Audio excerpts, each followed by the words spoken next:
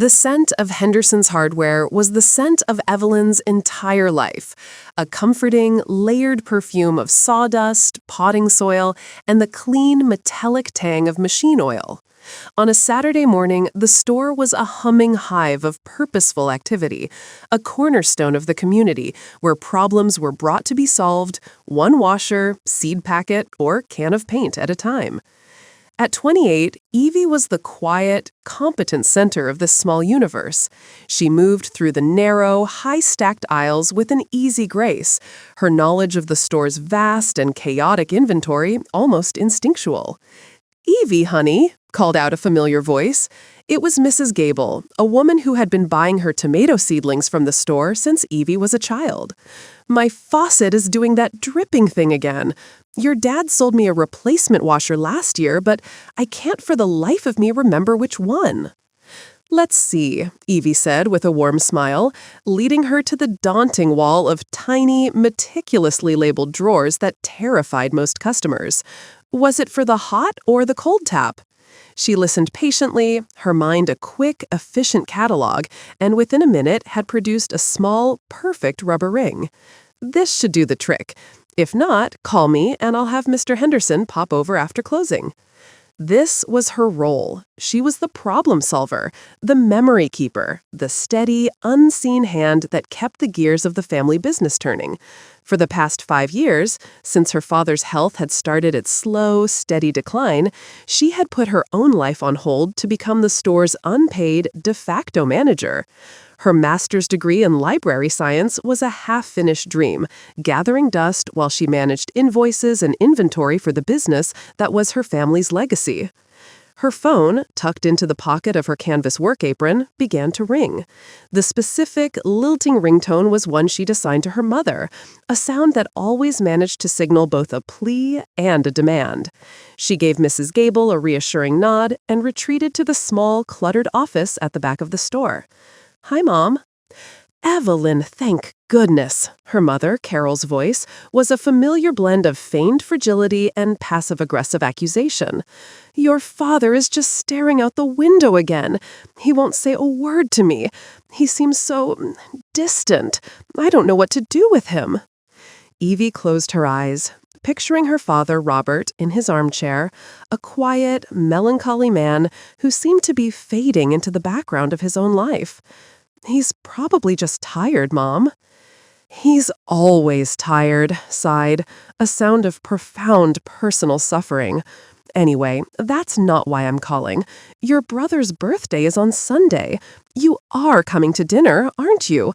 I can't be expected to manage it all on my own." "Of course, Mom, I'll be there." "Wonderful. And could you possibly pick up that bottle of 20-year single malt scotch that Leo likes? The one from the specialty liquor store? I'm just so frazzled with your father, I won't have a moment to get out." "Sure, Mom," Evie said, the word yes a well-worn groove in her tongue. She hung up, the familiar weight of being the responsible one settling on her shoulders. She would work a 10-hour day at the store, then drive 30 minutes out of her way to buy an obscenely expensive gift for her brother, which her mother would present as her own thoughtful offering. It was the silent burden, the emotional tax of being the dutiful daughter. The family dinner was, as always, a performance. Evie arrived at her parents' pristine modern home, a place that had none of the warm, lived-in history of the hardware store, to find her mother in a flurry of performative hosting and her father sitting quietly in the corner, a ghost at his own dining table. Her older brother Leo arrived an hour late, breezing in with the effortless charisma of a man who had never once had to question his own importance. He was a corporate finance analyst in the city, and he wore his success like a well-tailored suit. "Evie, still playing shopkeeper, I see," he said, giving her a kiss on the cheek that felt more like a branding. He accepted the bottle of scotch from his mother with a knowing grin. "Mom, you shouldn't have." "Anything for my brilliant boy," Carol cooed, beaming at him. The conversation, as always, orbited around Leo. He held court, telling stories of high-stakes deals and ruthless corporate takeovers, his words peppered with financial jargon that their mother clearly didn't understand, but applauded with gusto. Eventually, the conversation turned, as it inevitably did, to the hardware store. "Honestly, Dad," Leo said, leaning back in his chair, the expensive scotch swirling in his glass, "it's time to cash in that dusty old relic. You're not getting any younger. The land it's on, right in the center of the historic downtown, it's a gold mine. A commercial developer would pay a fortune for that lot. You could finally retire properly. We could invest the capital in something with a real ROI, a real future." Evie's fork froze halfway to her mouth. She looked at her father, expecting him to defend the store, his father's legacy, the work of 3 generations. But Robert said nothing.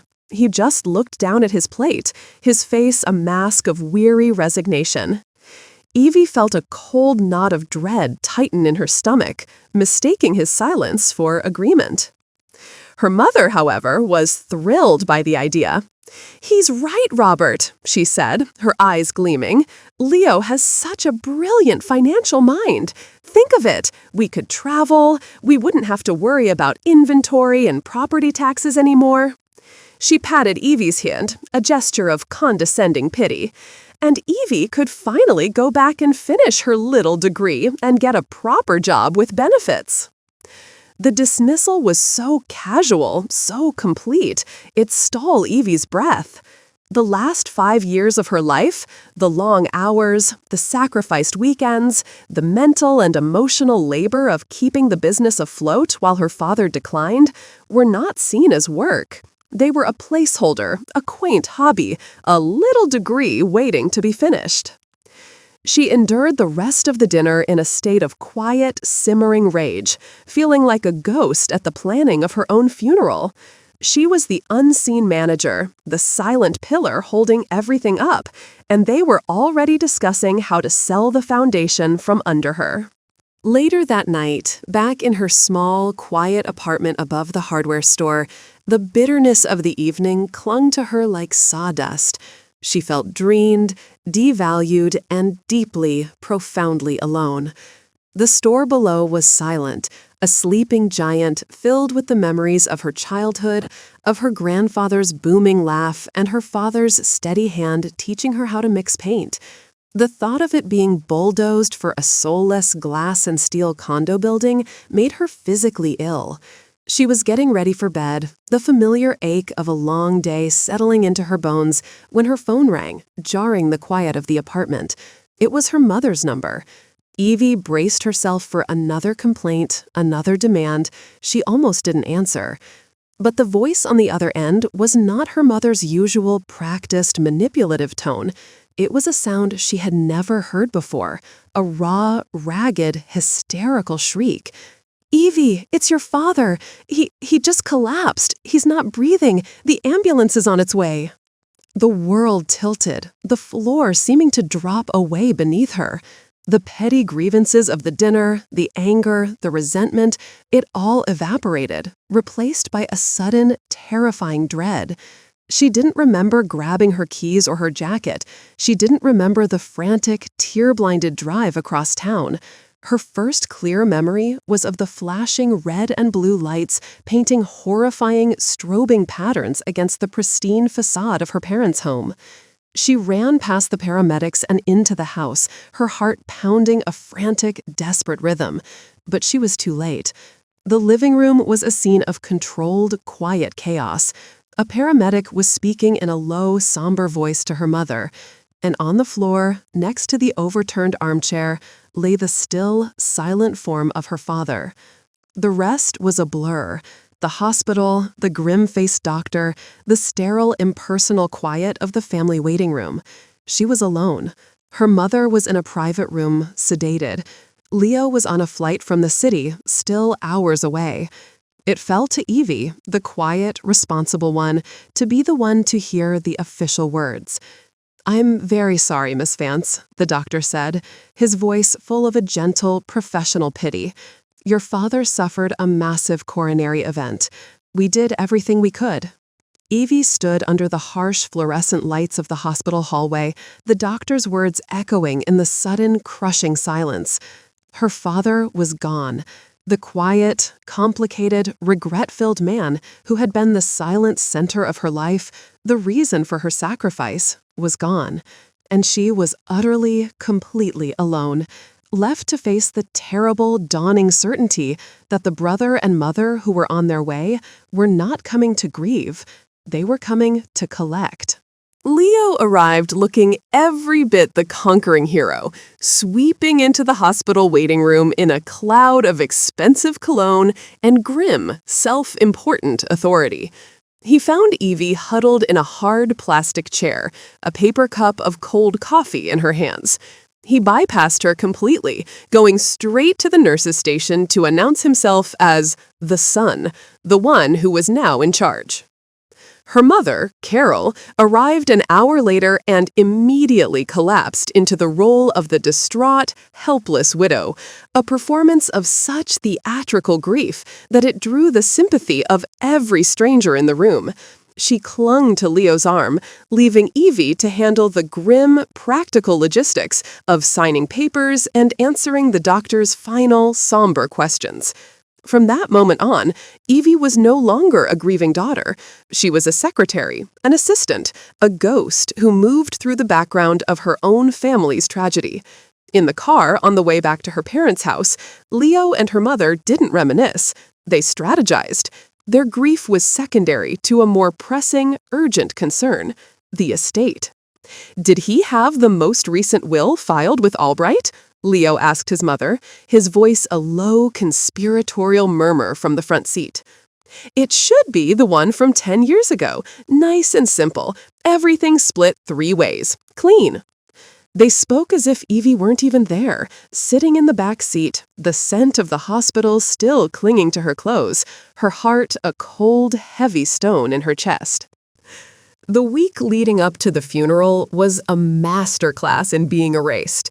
Leo, with the swift, ruthless efficiency of a corporate raider, took control.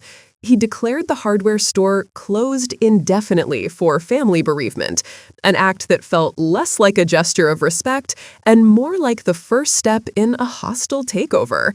He brushed off Evie's protests that Mr. Henderson and the other part-time employee needed to be paid, that the community relied on them.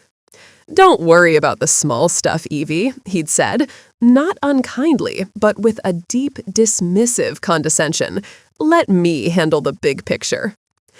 The big picture, it seemed, involved spending hours on the phone with financial advisors and real estate agents, while Evie was left to handle the small stuff, writing her father's obituary, picking out a casket, and fielding the endless, tearful calls from her father's friends and longtime customers. Carol, meanwhile, had transformed the family home into a stage for her grief. She held court in the living room, receiving a steady stream of sympathetic visitors, recounting dramatic, embellished stories of her husband's final moments, conveniently omitting the fact that she had been in another room watching television when he had collapsed. She and Leo walked through the house with a new proprietary air, their conversations a low murmur of appraisals and valuations. "This sideboard is a genuine mid-century piece," Carol would whisper. "It will do very well at auction." Leo would reply with, "The land alone is worth a fortune. We need to get it assessed for commercial zoning." They were liquidating her father's life before he was even in the ground, and they were doing it around Evie, through her, over her, as if she were just another piece of furniture to be moved and eventually disposed of. The day of the will reading was a cold, gray Monday, a week after her father's death. They gathered in the stuffy, wood-paneled office of Mr. Albright, the family's lawyer for over 30 years. Leo and Carol sat together on one side of the large mahogany desk, a united front of quiet, confident expectation. Evie sat alone on the other, feeling small and apprehensive. Mr. Henderson was also there, invited as a longtime friend and employee of the deceased, his presence a small, comforting anchor in the stormy room. Mr. Albright, a kind man with sad eyes, cleared his throat and put on his reading glasses. He began to read the last will and testament of Robert Vance. It was, as Carol had predicted, the one from 10 years ago. It was simple and straightforward. A few small bequests were made to charity. His antique pocket watch collection was left to Mr. Henderson, a gesture that brought a flicker of a sad smile to the old manager's face. And then came the final, crucial clause. All the rest, residue, and remainder of my estate, both real and personal, whatsoever and wheresoever, I give, devise, and bequeath to be divided in 3 equal shares among my beloved wife, Carol Vance, my son, Leo Vance, and my daughter, Evelyn Vance. Evie heard the words, and the last fragile bit of hope in her heart turned to dust. She looked at her father's signature on the bottom of the page, and all she felt was a profound and soul-crushing betrayal. 5 years. 5 years of her life, of running the store, of managing his medications, of sacrificing her own dreams to keep his legacy alive. And in the end, in his final legal declaration, he had deemed her contribution, her sacrifice, as being of equal value to that of the brother who had never lifted a finger and the mother who had only ever complained. The will didn't just divide his assets, it erased her life. Leo and her mother exchanged a small, almost imperceptible smile of triumph. Their plan was now legally sanctified. They had won. This was the last straw, the final, posthumous confirmation that she had been the silent, thankless pillar holding up the entire family structure, a pillar they were now gleefully preparing to demolish and sell for parts. The pain of it was a physical thing, a hollow ache that was worse than the initial shock of his death. He had seen her, she had thought. In his quiet, sad way, he had seen what she was doing. But the will said otherwise. The will said she was invisible. The meeting was over. Leo was immediately on his phone, his voice a low, triumphant hum. "Yeah, it's a go. The will is clear. I want you to draw up the preliminary sale agreement for the business assets and the property. We're moving fast on this." Carol was talking to Mr. Albright about the process of probate. Her grief miraculously vanished, replaced by a brisk, businesslike efficiency. Evie stood up, her movements stiff, her body feeling disconnected from herself. She was a ghost, preparing to float out of the room and out of their lives. All she had to do was get through the next few months, and then she would be free, with nothing to her name but a third of a memory and a heart full of scar tissue. "Evelyn, just a moment." Mr. Albright's quiet voice stopped her at the door. She turned. His expression was carefully neutral, but his eyes, behind his spectacles, held a look she couldn't quite decipher. It looked like pity, but there was something else there too, a flicker of something. He waited until Leo and Carol were engrossed in their own conversation. Then he reached into a drawer in his large desk and pulled out 2 items. The first was a thick, sealed manila envelope. On the front, in her father's shaky, familiar handwriting, was her name, and her name alone, Evelyn. The second was a single, old-fashioned brass key with a small, worn tag attached. He slid them across the polished surface of the desk toward her. His voice was low, for her ears only. "Your father came to see me about 6 months ago," he said, his gaze meaningful. "He was very specific in his instructions. He left these in my keeping. He said they were personal effects, outside the scope of the will, and that you, and you alone, were to handle them privately after his passing."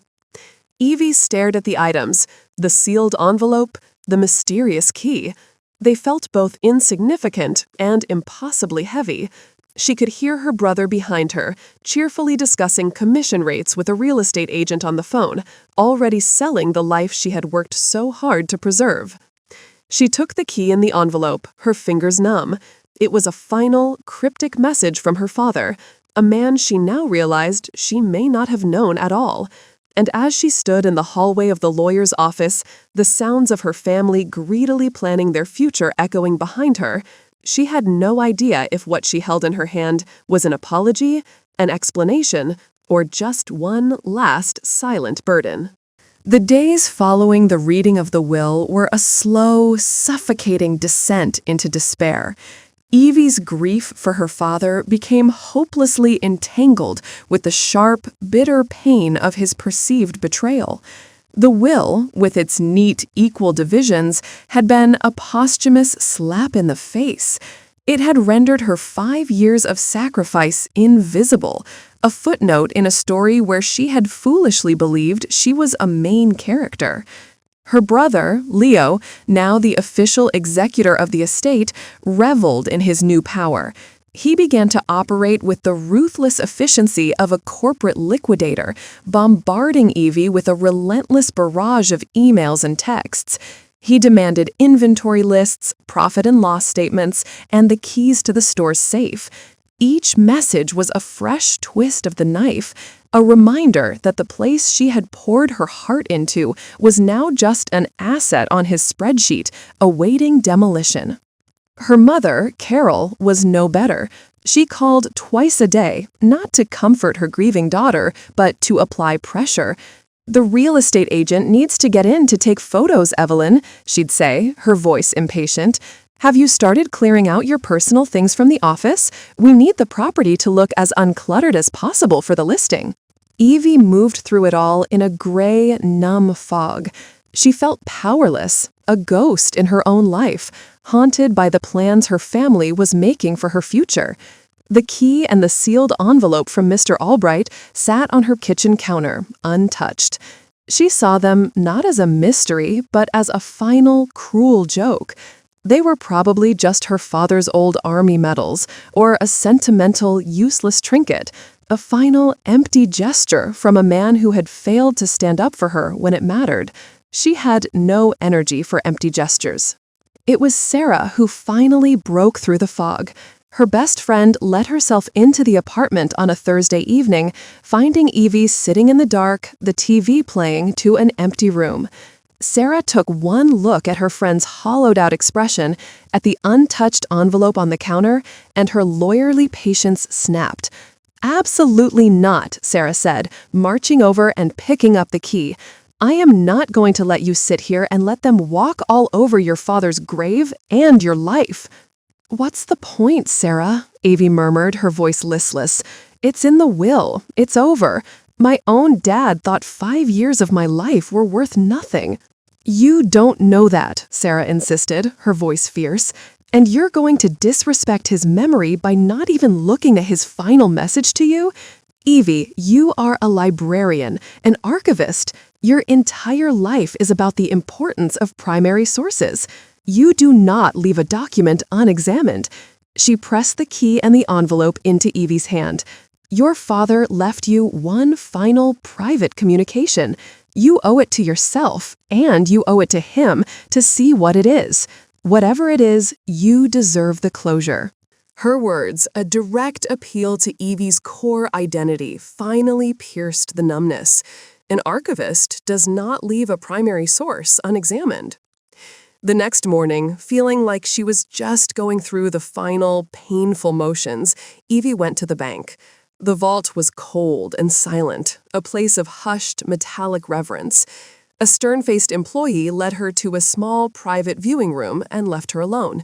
Her hand was trembling as she inserted the old brass key into the lock of safe deposit box 412. It turned with a satisfying, heavy click. She slid the long, surprisingly heavy metal box from the wall and placed it on the small table. She took a deep breath and lifted the lid. There were no medals, no old photographs, no sentimental trinkets. The box was filled, from front to back, with a single, thick, professionally bound legal folder.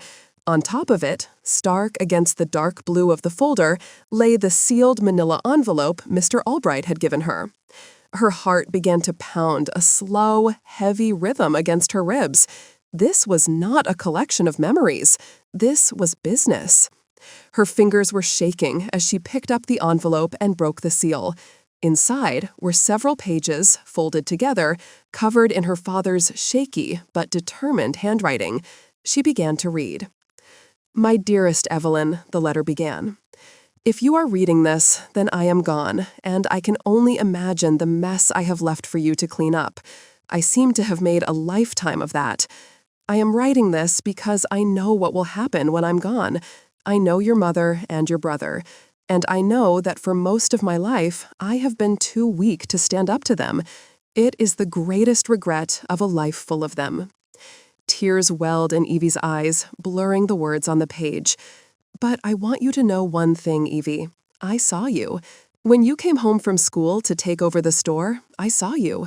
When you stayed up all night wrestling with the inventory system I never could figure out, I saw you. When you treated every customer with a kindness and respect they hadn't seen since my own father was behind the counter, I saw you. You have the heart of this family, the heart of the store. You have my father's heart. And all I have ever done is stand by and let them treat you like a footnote in your own life. I am a coward, Evie. I tried to change the will, but your mother, she has her ways. I knew they would fight me on it while I was alive, and I wasn't strong enough for that fight. So I had to do it this way, the quiet way, your way, a way that is based on facts and documents, not on who can shout the loudest. I went to see Mr. Albright last year. He helped me do it right. I love you. I am more proud of you than you will ever know. Forgive me for not being strong enough to say it to your face. Love, Dad." A ragged sob escaped Evie's lips, a sound of grief and love, and a decade of unspoken pain. Her father had seen her. He had seen it all. Her hands trembling, she set the letter aside and opened the thick legal folder. The first page was a title page, printed in a severe official font, "The Robert Vance Living Trust." She turned the page, and then the next, and the next. It was all there, a stack of signed, sealed, and notarized documents, the official articles creating the trust, a detailed inventory of assets, and the final, earth-shattering document, a legally executed and recorded transfer of deed, moving the full ownership of the property at 112 Main Street and all business assets of Henderson's Hardware, Inc. out of his personal name and into the trust. And on the final page, the one that made her heart stop, was the designation of the trust's beneficiary and successor trustee effective immediately upon his death, Evelyn Evie Vance, sole beneficiary. The drive back from the bank was a blur. Evie sat in her car in the hardware store's small parking lot, the legal folder a heavy, sacred weight on the passenger seat. The sun was bright on the windshield, the world outside continuing on as if nothing had changed. But everything had changed. The will they had heard in the lawyer's office was a sham, a decoy. Her father had spent the last year of his life quietly, methodically, moving every significant asset into a legal fortress that only she had the key to. The store, the building, the legacy, it was all hers. He hadn't betrayed her. He had saved her. The wave of emotions was so powerful it left her breathless. First came a new, deeper wave of grief for the father she now understood, for the quiet, regret-filled man who had performed one last monumental act of love and defiance in secret. Then came a surge of profound, overwhelming love and a deep, soul-shattering vindication. She was not invisible. She had been seen. And then, as the grief and the love began to settle, something else rose up to take their place. A cold, hard, and powerful anger. An anger at her mother and brother, not just for their greed, but for the roles they had forced her and her father to play. They had created the conditions for this secret, this quiet rebellion, with their own relentless entitlement. She looked at the trust documents, at the crisp, legal paper that was her shield and her sword. She thought of Leo, on the phone at that very moment, probably negotiating the sale of a property he had no legal right to sell. She thought of her mother, probably picking out a new luxury cruise to book with her inheritance. The tears were gone. The despair was gone. In their place was a calm, unshakable, and dangerous resolve. She was no longer the overlooked, dutiful daughter. She was no longer the unpaid manager or the silent burden. She was the sole legal owner of Henderson's Hardware. She was the trustee. She was the one in charge. The game had changed, and they didn't even know they were playing. The first thing Evie did after leaving the bank was call Sarah. They met that evening at a quiet corner table in a dimly lit bar, the thick legal folder from the safe deposit box lying between them like a sacred text. Evie watched as her friend, her sharp lawyer's mind whirring, read through the trust documents, her expression shifting from focused concentration to a slow, impressed, and deeply satisfied smile. "This is beautiful," Sarah said, her voice a reverent whisper as she read the last page. "This is a fortress, Evie, an ironclad, legally perfect fortress. Your dad didn't just leave you the store, he left you a suit of armor." The next morning, the two of them met with Mr. Albright. The old lawyer's professional neutrality was gone, replaced by a look of warm paternal pride as Evie explained her discovery. "Your father was a good man who felt trapped for a very long time," Mr. Albright said, his voice gentle. "In his final year, he was determined to make things right. Activating your position as trustee is a simple matter of filing the death certificate with the relevant letters of administration. As of the moment he passed, you became the sole legal owner. The will your brother is acting upon is, in regards to the business and the property, a completely null and void document." Sarah leaned forward, her expression keen and strategic. "So, we have two options. We can fire the first shot. I can draft a cease and desist letter to Leo, inform him he has no legal authority, and shut this all down right now." She paused, a glint in her eye. "Or you can play the part of the quiet one-third shareholder. You can let them believe they are in complete control. Let them run their whole play right up to the finish line. Let them expose the full, detailed extent of their greed and entitlement before you calmly, quietly present them with the truth." The old Evie, the one who craved peace at any price, would have chosen the first option. But as she sat there, the weight of her father's final act of faith settling onto her shoulders, she felt a new, unfamiliar resolve harden within her. "They never gave me a voice," she said, her voice quiet but firm. "For 5 years, they never asked me what I thought. I want to attend the meeting. I want to listen to their plans. I want to watch them build their entire fantasy on a foundation of lies, and then I want to be the one to pull it out from under them." Mr. Albright and Sarah exchanged a look of profound respect. The quiet, overlooked daughter was finally ready to set the terms of engagement. The first order of business was a quiet, official filing at the county courthouse. The transfer of power was legally complete. The first shareholder meeting, as Leo had arrogantly titled it in the calendar invitation, was held in a sterile, glass-walled conference room he had booked in the city. The setting was his turf, a place of cold numbers and corporate power plays designed to intimidate. He began with a PowerPoint presentation, his voice booming with a confidence he had not earned. He clicked through slides filled with market analyses, zoning opportunities, and projected returns from the sale of the hardware property. Her mother, Carol, sat beside him, nodding along, her expression one of a proud, savvy investor. They barely looked at Evie, who sat opposite them, a silent, seemingly insignificant third of their equation. "As you can see," Leo concluded, pointing to a slide with a series of aggressive, upward-trending graphs, "the logical, most profitable course of action is a quick sale to a commercial developer. I have 3 preliminary offers on the table, all well above market value." The old Evie would have shrunk in her chair, silenced by the jargon and the sheer force of his arrogance. But the new Evie, the secret and sole owner of the asset they were discussing, leaned forward and placed her hands on the polished table. "A few questions, Leo," she said, her voice calm and even. Leo looked at her, a flicker of annoyance in his eyes. "Shoot." "This first offer, from Sterling Properties," she began, "does their valuation account for the historical preservation status of the downtown commercial district? My understanding is that a demolition permit for a building of that era can take years to acquire, if it's approved at all." Leo's confident expression faltered slightly.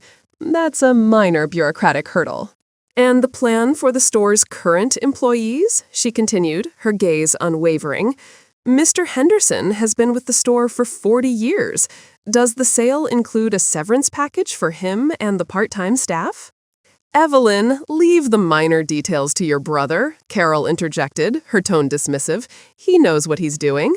"I'm sure he does," Evie said, her eyes still locked on Leo. "I'm just trying to understand the full financial picture.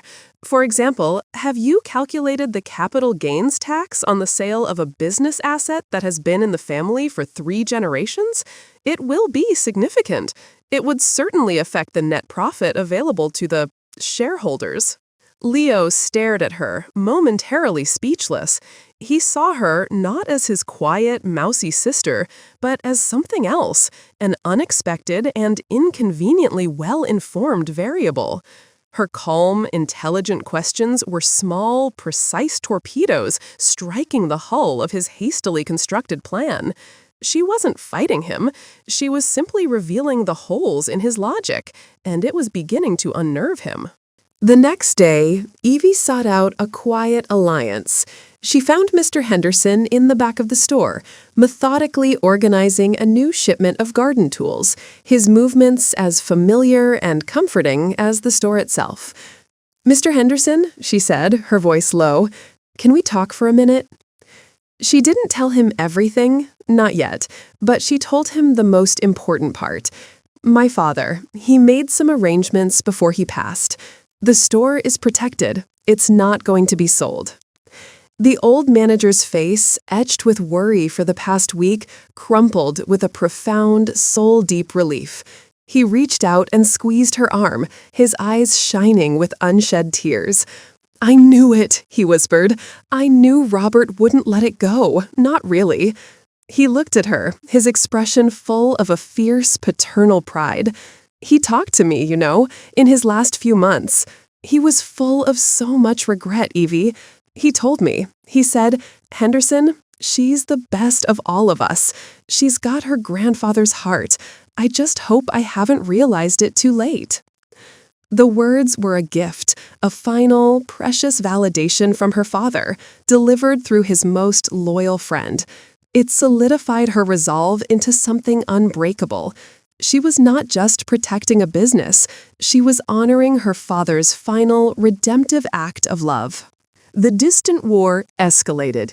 Leo, frustrated by the legal and logistical questions Evie kept raising via email, questions he clearly had not anticipated, decided to force the issue. He accepted an aggressive, all-cash offer from a developer known for ruthless, quick demolitions and a disregard for local history. The email he sent was a declaration of victory. Subject: Final vote and signature. Henderson Hardware sale. Carol, Evie, I have accepted a preliminary offer from Apex Commercial Development. It is the highest and best offer we will receive. The final meeting to sign the preliminary sales agreement will be this Friday at 10 a.m. at the store. The lead developer will be present to do a final assessment of the property. Your presence is required to provide the necessary signatures. This is the final step. Let's get this done. Leo. Evie read the email in her small office above the silent, sleeping store. This is the final step. He was right about that, just not in the way he thought. She looked out the window at the familiar, beloved, hand-painted sign for Henderson's Hardware. The final battle was coming to her home turf, but she felt no fear, she felt no anxiety, she felt only a sense of profound, quiet readiness.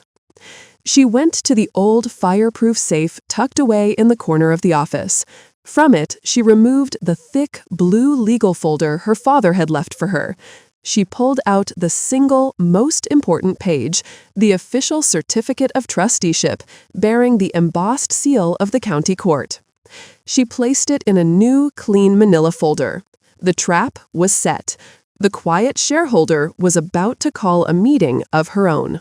The office of Henderson's Hardware, a small, dusty room smelling of old paper and coffee, had never felt so much like a courtroom.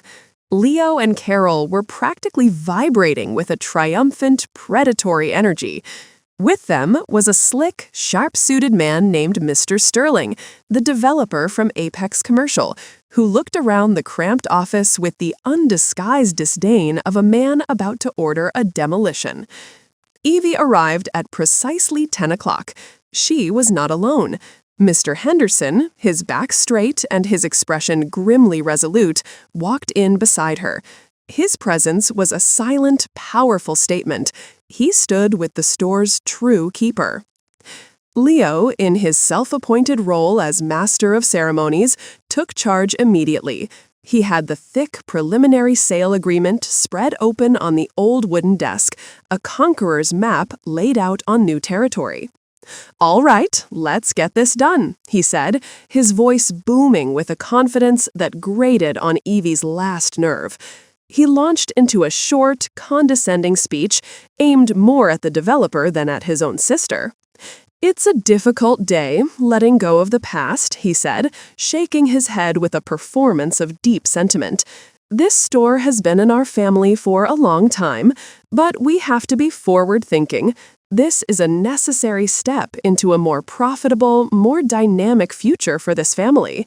Dad would have wanted us to be smart about this, to maximize the asset's potential. This is the best move for all the shareholders." He separated the final signature page from the document and slid it across the desk to Evie, holding out an expensive, gold-plated fountain pen. "Your signature is the last one we need, Evie," he said, his voice softening into a tone of magnanimous patience.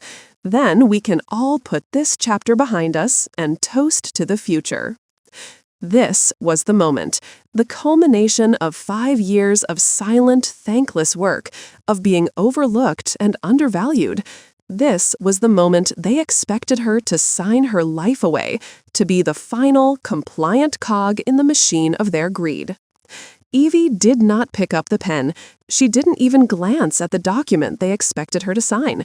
Instead, she calmly placed her own simple manila folder on the desk.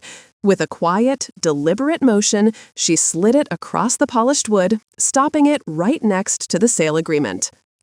"There seems to be a misunderstanding," she said, her voice quiet, yet it cut through the room's expectant energy like a shard of glass. "You can't sell what you don't own." Leo stared at her, a look of baffled annoyance on his face. "What are you talking about, Evie? The will was perfectly clear." "The will is irrelevant," she replied. She nodded at the folder. "Open it." With a frustrated huff, Leo flipped open the folder. His eyes fell on the single, crisp page inside. Her mother, Carol, leaned over his shoulder, her brow furrowed in confusion. Evie watched as their expressions shifted in a slow, satisfying sequence, from confusion to disbelief to a dawning, horrified comprehension. The document was the official certificate of trusteeship, bearing the embossed, unforgiving seal of the county court. At the top was the name of the trust.